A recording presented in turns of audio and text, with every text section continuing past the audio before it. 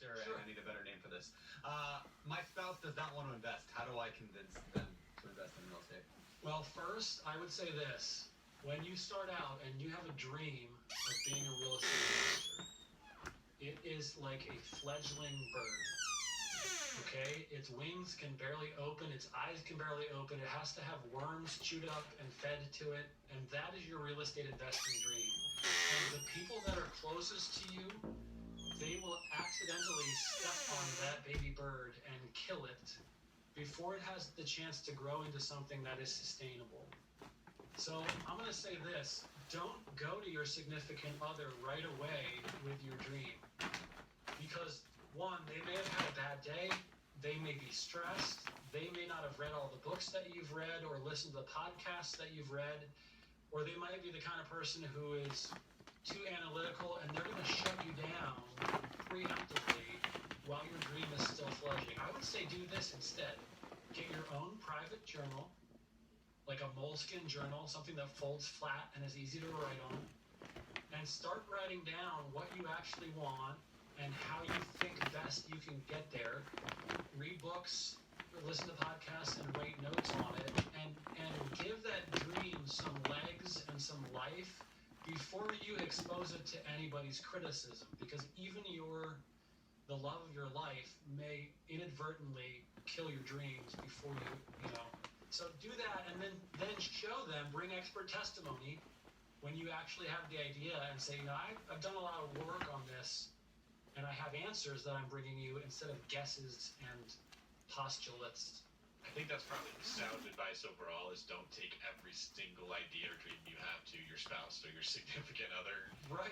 They're not a one-stop shop for everything that you would want, and it may be in their best interest in their own head to shoot that idea down, because that's a risk that's going to lose them money. So don't pit yourself against the other person where each of you are trying to look out for your own best interest. Okay, I've got another question for you. Sure. I want to invest in real estate. Where do I go to find the best deals? I would start by analyzing your local market, because you're going to have at least some boots on the ground knowledge of where you happen to live. And that it may be that you find out it's overpriced, it's bloated, and there's no deals there. But that's something you should go and find out first, is in your local market. So for me, that's where I started. It just so happened that I think I lived in one of the best places to invest over the last 10 years on the Eastern Seaboard. I kind of lucked into that one. Thanks a lot. But do that first, because you're going to know, boots on the ground, okay, this is where the street is where I wouldn't invest past this street because the neighborhood turns into as it goes here. And you're going to know this area is up and coming. We ate at that restaurant. We went here, we went there. Start with your own knowledge. Then I would say, if you're up for it, get on a realtor's auto email for not just your neighborhood, but like your county or your zip code or whatever.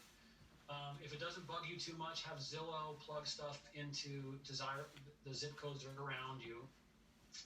It's scary to invest outside of area. I think you always need somebody with boots on the ground knowledge to invest in any area.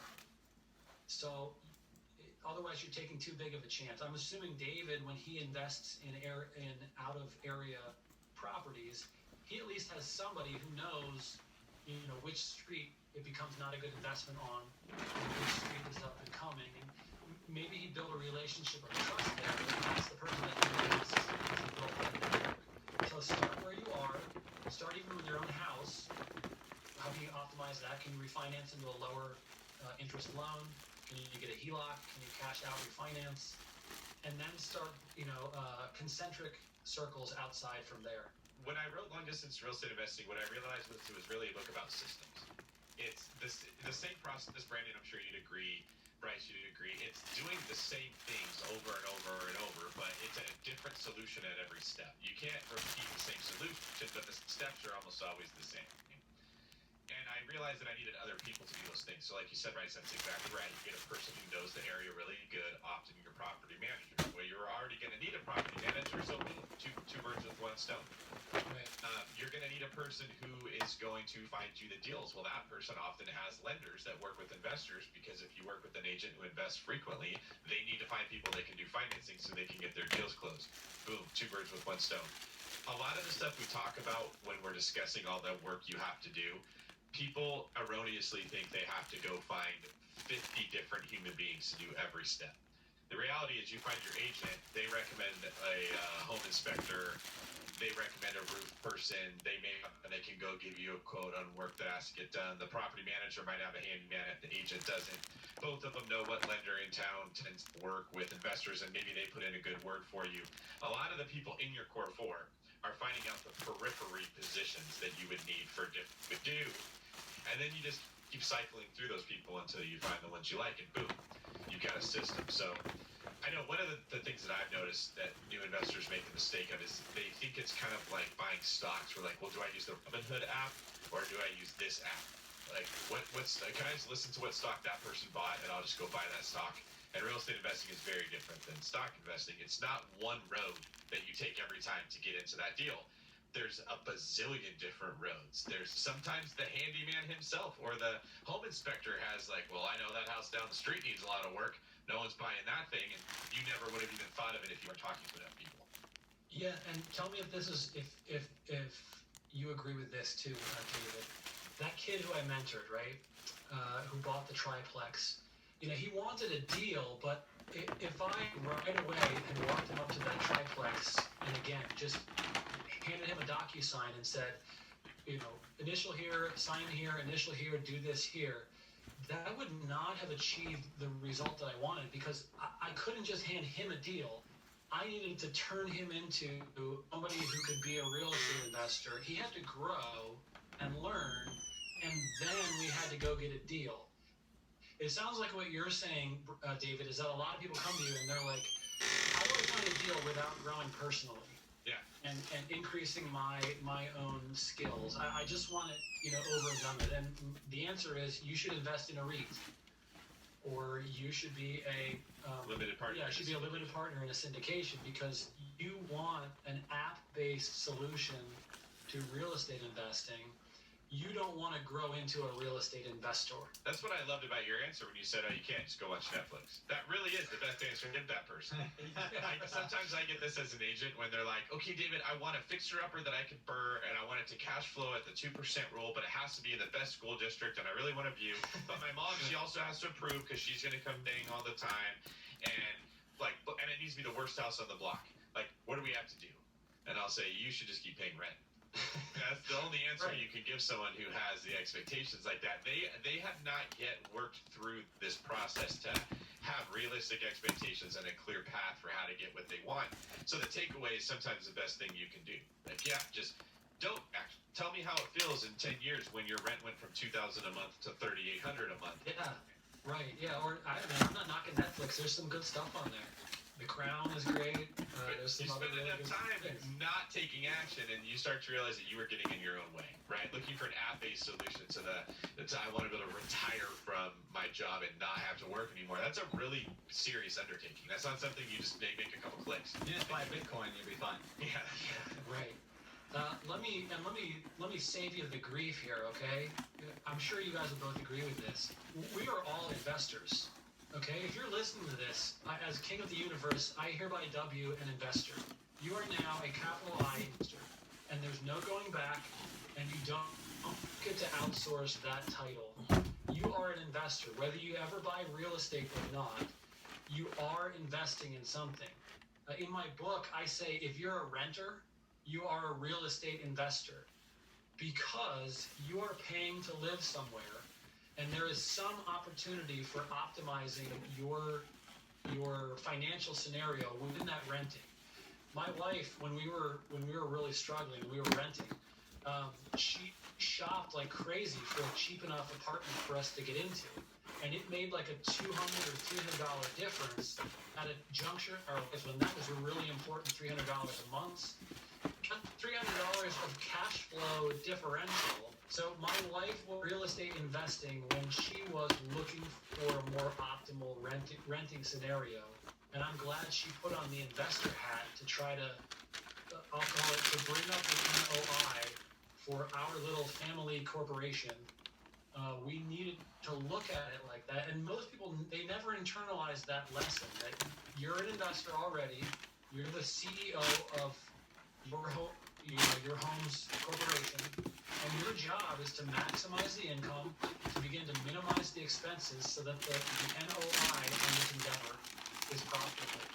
You're in that game whether you like it or not, so you better start getting good at it. Man, this has been fun. So we got to get transitioning out of this episode. I got a Brazilian Jiu-Jitsu instructor showing up at my house in a few minutes, so I'm going to let you all go. But before we get there, let's get to today's Famous Four. All right, Bryce, you ready for the Famous Four? I know you answered this last time, but I don't remember your answers. Nobody else does either, and maybe they change. So number one, favorite real estate book. Was Rich Dad Poor Dad. Now it's the book on real estate investing by Brandon Turner. Oh, Nice choice. man. Thank you. Wow, I feel so good. I'll send you your check later. And my own book, Of course. Own Boss Hacker's Guide to the Galaxy, is my current favorite one. You should send me a copy, man. I'll pay for it, but I want to sign it. Absolutely. Right. Do it. This is Sure, I'll sign it. All right, number two. What's your favorite business book? The last time I said Think and Grow Rich, which is an unorthodox answer, and I just rewatched the episode. I'm going to stick with it, and here's why. Think and Grow Rich is a mindset book from like the 1930s, okay?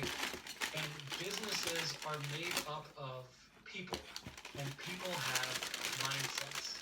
And so to the degree that you can improve your own mindset, that will pay out dividends in whatever business endeavor you happen to be in. With a side note of, since meeting with you guys, I read the E-Myth, which stands for the Entrepreneurial Myth Revisited. That's a great book about what David was talking about, building systems that allow you more passivity and more freedom. So Think and Grow Rich and the E-Myth Revisited. What are some of your hobbies? So I like playing guitar on podcasts. Just kidding. That's the first time I've ever done that. So I have 4 daughters, and we've been homeschooling them since quarantine, which means right now my hobby is being a principal and a warden. Yep. And a teacher and sometimes a police officer. Yep. I'm arresting homicides in progress in my own home because we've been quarantining. But yeah, I like that. I'm involved with Young Life, which is a ministry to high school kids all around the country. It's a nonprofit organization that is... I love Young Life. Young Life is terrific. Last time I was a Young Life leader. At this point, they demoted me to board chairman. Oh, there you So now I'm in charge of raising funds and allocating resources for Young Life. What do you think separates successful real estate investors from those who give up, fail, or never get started? Custom designing your future life. I'm not going to say set goals, because I hate set goals. It feels like homework. But people who are willing to custom design their life as if it was a product, and then figuring out how to reverse engineer that ideal life, they tend to be successful because their actions can be directed towards a real target, and they're not just meandering or flailing around. They have defined what they want to produce, and it's like an iPhone, okay? They didn't just like find a bunch of plastic and glass and circuits and then say, hey, we should build an iPhone. They said, we need to make an iPhone, and that means we have to go out and find glass, we have to go out and find silicon, we have to find germanium. They knew what to go get, very definite end product. Successful people in any endeavor, they start with, what's the definite end product that I want? And then they know what pieces to grab along the way.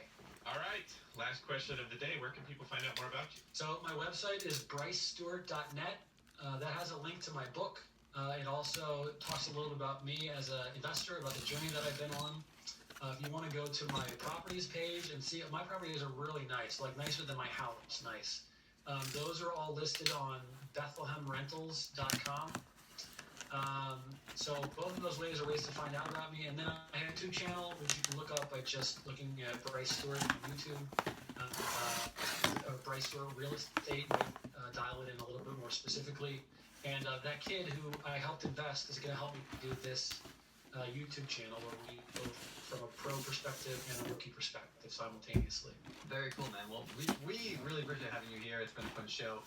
It was great last time. It was great this time. But just learning from you, and obviously, as a former teacher, you know how to explain these concepts well. So it's always good to have you teaching everyone how to do this stuff. So thank you for joining us today. It's been awesome.